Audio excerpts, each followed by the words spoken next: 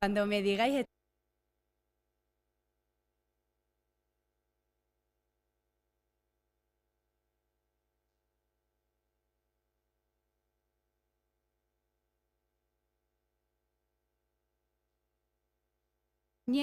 y en la que vamos a informar de distintos aspectos relacionados con el proceso electoral. Como saben, el pasado 28 de octubre se publicó en el DOE el decreto de la presidenta 8/2025 de 27 de octubre de disolución de la Asamblea de Extremadura y de convocatoria de elecciones.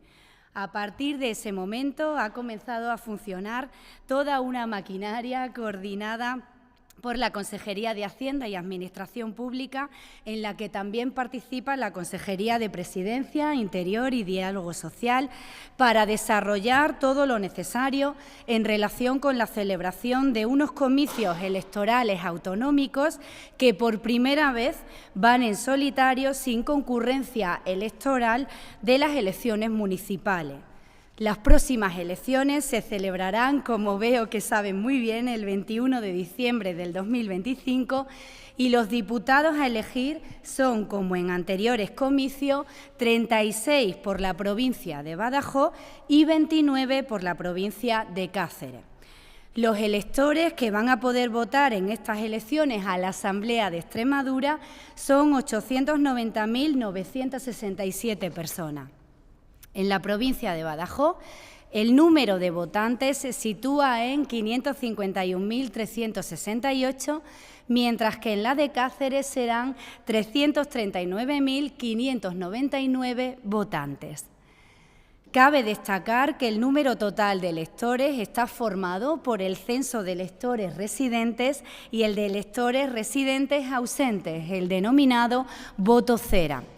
El primero consta de 860.359 y el segundo, es decir, el de aquellos votantes extremeños que viven en el extranjero, se cifra en 30.608. El número total de votantes, 890.967, registra un aumento respecto al proceso del año 2023, que fue de 887.150 electores. Esto debe valorarse como un dato muy positivo, ya que se está consiguiendo atraer a gente a nuestra región para que fijen su residencia aquí y puedan desarrollar aquí el mejor proyecto de vida. También se ha producido un leve aumento en el voto cera, que pasa de 28.808 a 30.608. Además, el número de electores nuevos por haber cumplido los 18 años desde los últimos comicios del año 2023 hasta ahora es de 26.695. En cuanto a la relación de mesas electorales, como saben, ya se han publicado en los boletines oficiales de las provincias de Cáceres y Badajoz y van a ser un total de 1.401. 904 en la provincia de Badajoz y 497 en la provincia de Cáceres. Ya se ha avisado de que tiene que hacerse una rectificación en las mesas de Cáceres, ya que en Aigal se había computado solamente una mesa y hay finalmente 2 mesas. Hasta la fecha se ha publicado en el Diario Oficial de Extremadura las siguientes órdenes que paso a enumerar. Primero, la orden de 31 de octubre de 2025, por la que se actualizan las cantidades establecidas en la Ley 2.987 relativas a la financiación y límites de los gastos electorales. En segundo lugar, la orden de 3 de noviembre del 2025, por la que se publican los modelos de papeletas, sobres e impresos electorales. En tercer lugar, la orden de 10 de noviembre de 2025, por la que se publican los modelos de actas a utilizar en el modelo de elecciones. Y la cuarta, la orden de 10 de noviembre, ya muy reciente, por la que se actualizan las compensaciones económicas establecidas en el Decreto 31/2003 a percibir por el personal que preste servicio en estas elecciones a la Asamblea de Extremadura. Además, en el día de ayer, en el DOE, se publicaron las candidaturas presentadas tanto por la provincia de Badajoz como por la provincia de Cáceres. Como bien saben, son 11 candidaturas por provincia y 10 estarán presentes en las 2 circunscripciones. También hay que recordar que en el Consejo de Gobierno del pasado 11 de noviembre aprobamos el manual de instrucciones de los miembros de las mesas electorales que se entregarán a partir de la próxima semana a las juntas electorales de zona para su recogida por parte de los ayuntamientos que componen dichas juntas electorales. El manual se puede encontrar también en la web elecciones2025.juntaex.es.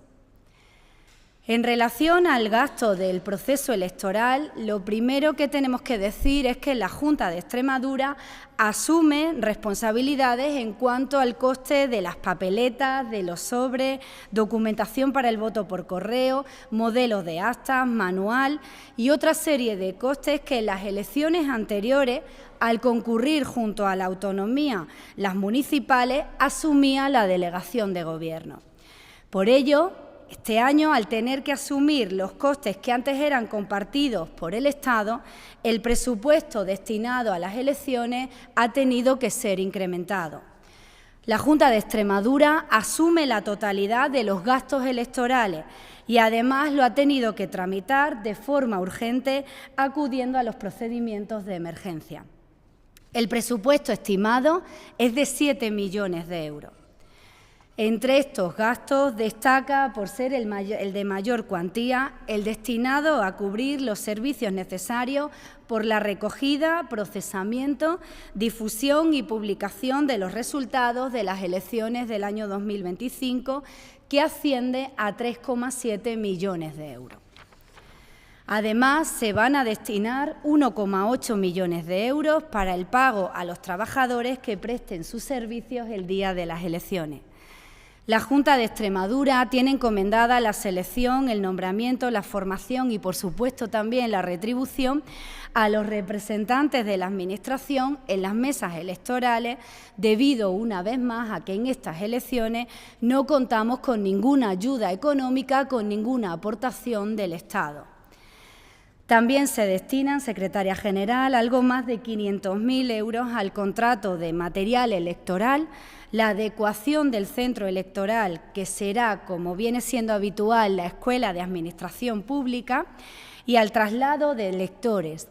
Y 1 millón de euros también para las formaciones políticas que concurren al proceso electoral, cuya distribución está regulada, como bien saben, en la Ley de Elecciones a la Asamblea de Extremadura.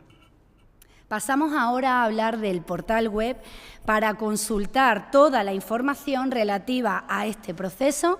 Hemos puesto en marcha un portal web al que ya se puede acceder desde hace algunas semanas. Este portal es elecciones2025.juntaex.es y en él se ha volcado toda la normativa relacionada con la jornada del 21 de diciembre.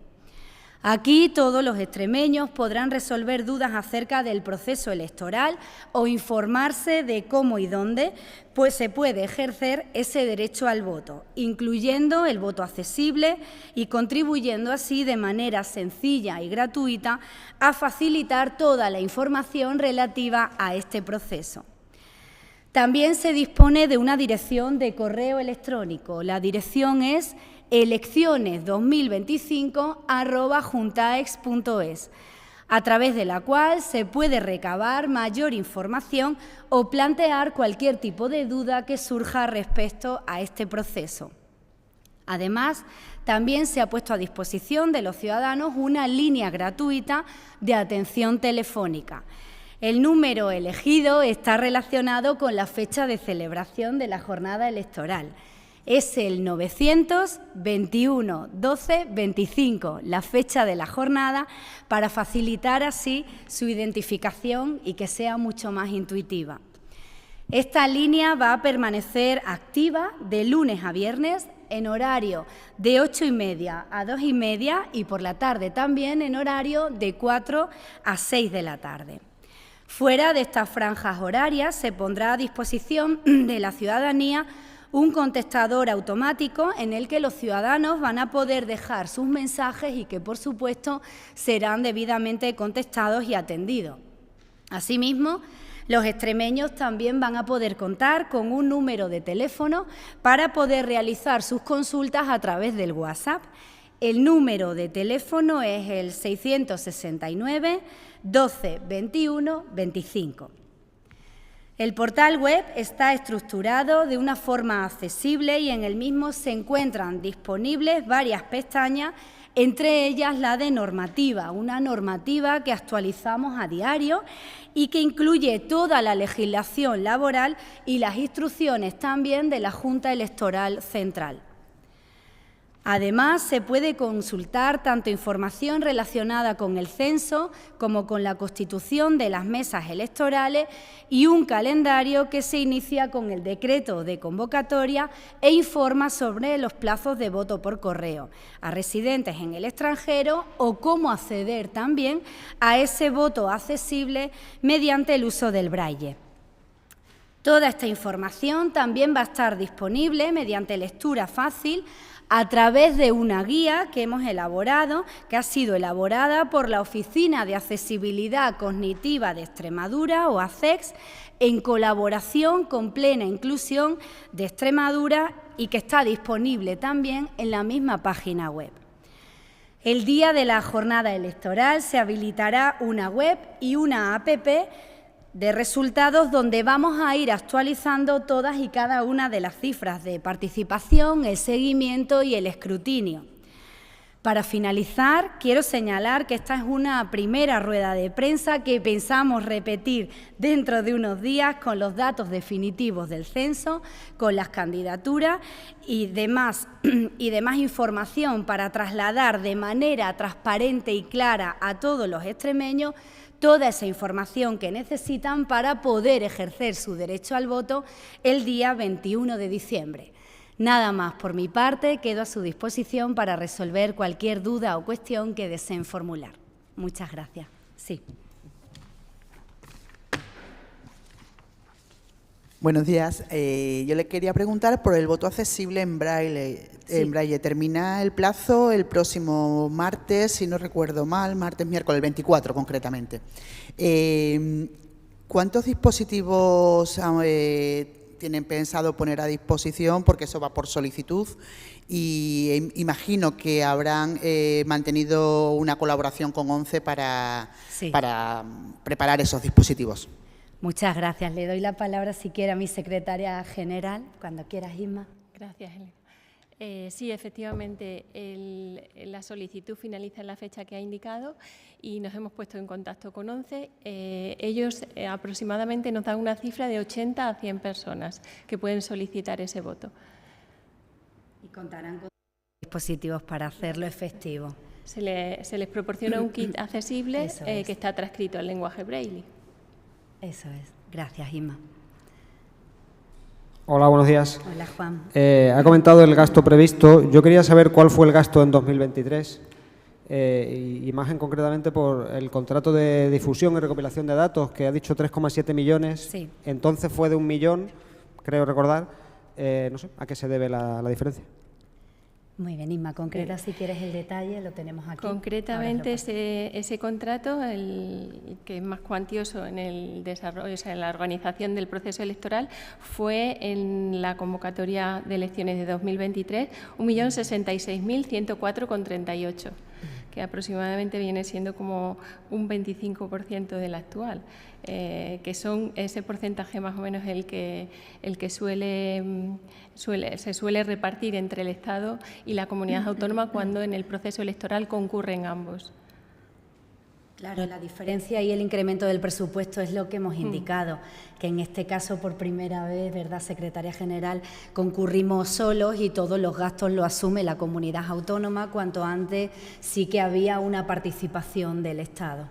Tenemos desagregado todos los gastos, podemos pasar para que lo podáis comprobar, Juan. En 2023 fue 2.848.309,95. Eso es, casi 3 millones. Sí. Actualmente asumimos los gastos que asumía solamente el Estado e incluso asumimos también el porcentaje de coparticipación que tenía el Estado en los gastos comunes. Eso hace elevar pues la cifra en el porcentaje que hemos indicado. Ahora la asunción es total y por eso llegamos a esos 7 millones de euros. Existe un convenio también, el convenio en materia de gestión electoral, en el que se regulan los gastos en el caso de que existan procesos electorales en los que concurra o exista concurrencia o no la exista. Lo podéis encontrar. Concretamente está publicado en el Boletín Oficial del Estado el 17 de abril del 23. Muchas gracias. ¿Alguna otra cuestión? Sí.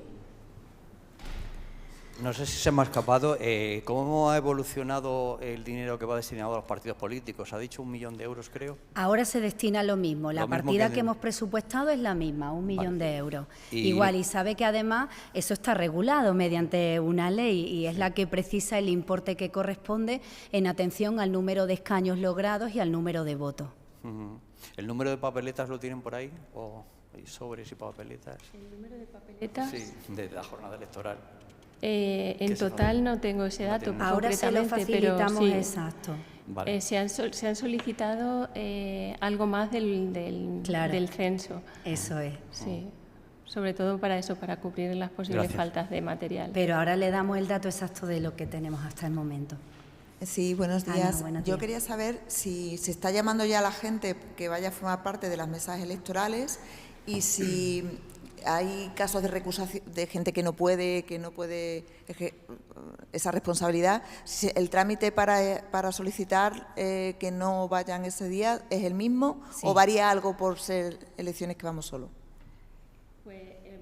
El número de miembros de la mesa es el mismo, son 3 por cada mesa, lo que pasa es que se eligen 9 con los suplentes correspondientes y el sorteo le corresponde al ayuntamiento. Todavía no ha tenido lugar y concretamente creo que es en breve, me parece que tengo por aquí la fecha, creo que es entre el 21 y el 24 de noviembre, pero si quiere luego ahora concreto le facilitamos el calendario. Fecha. Sí, el calendario lo pueden encontrar también en la página web y está totalmente detallado. Bueno, tiene que presentar la correspondiente reclamación. Misma normativa, eso es, mismas causas. Sí, pero no es competencia nuestra la resolución, son las juntas electorales quienes resuelven.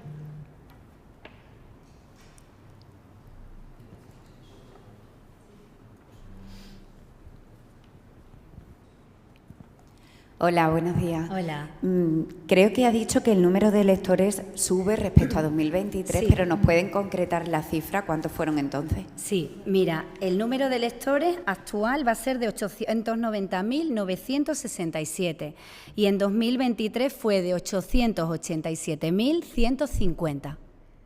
Hacemos la diferencia y esa es la subida. ¿Sí? Gracias. Hola, buenos días. Hola, buenos días. Yo quería preguntarle sobre otro tema, sobre el tema de Valdecañas. El Tribunal Constitucional ha rechazado el recurso de varios ayuntamientos. ¿Qué valoración hace? Pues la misma que hicimos hace pocas semanas, yo creo que en recordar, o un poquito más. El proceso se encuentra ahora ante el Tribunal de Justicia, Tribunal Superior de Justicia de nuestra comunidad autónoma. Saben que hubo un cambio normativo que avala que no se ha derribado el complejo y vamos a defender, por supuesto, esa posición ante el tribunal que ahora tiene que pronunciarse a este respecto. Esa sentencia del Tribunal Constitucional tiene la misma valoración que tuvo la anterior y con ese cambio normativo y con la situación actual de Valdecañas en cuanto a nivel de protección, defendemos que no es necesario proceder a ese derribo. Muchas gracias. ¿Alguna otra cuestión? Claro que sí. Muy bien.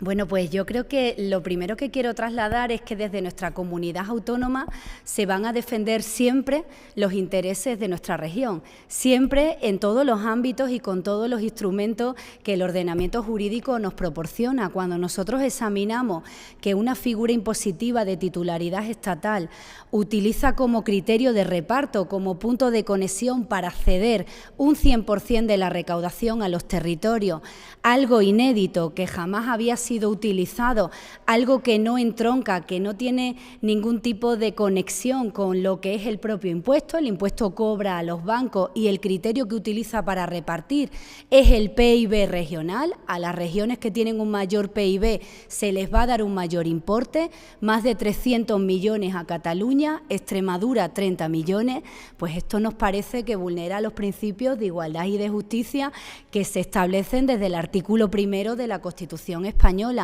Máximo respeto por la sentencia del Tribunal Constitucional, máximo respeto por todas y cada una de las resoluciones judiciales, pero también trasladar eso, que desde el punto de vista de valores tan importantes como la justicia y la igualdad, entendemos que no es adecuado incorporar ese reparto en atención al PIB regional. No se ha realizado jamás en ninguna figura impositiva, no entendemos la valoración que hace el propio tribunal de que al no estar en el sistema de financiación autonómica no rigen los principios del sistema, cuando estos principios básicos, la igualdad, la justicia, son valores superiores de nuestro ordenamiento jurídico que rigen a todo tipo de recursos y a todo tipo de instrumentos.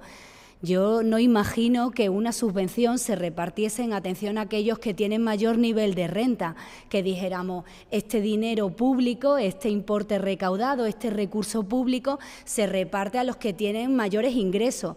Eso es lo que se hace con esta figura impositiva y nos preocupa que siente un precedente para futuras cesiones de otros impuestos, que pueda ser utilizado por el Gobierno del señor Sánchez para incorporar esta cesión a otras figuras impositivas y haga que territorios que tienen un elevado nivel de renta y de riqueza perciban más que territorios que tienen menor nivel de renta y de riqueza. Es algo impensable en un modelo constitucional que busca el desarrollo equilibrado de todos los territorios, la corrección de desequilibrios interterritoriales y la redistribución de la renta y de la riqueza.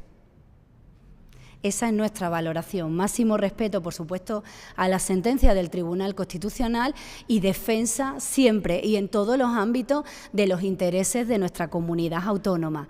Que vayamos a recibir 30 millones de euros aproximadamente al año cuando otros territorios, como en este caso Cataluña o Madrid, reciban más de 300, no nos parece justo ni adecuado.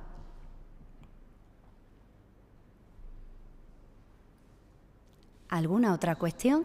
Yo encantada, ¿eh?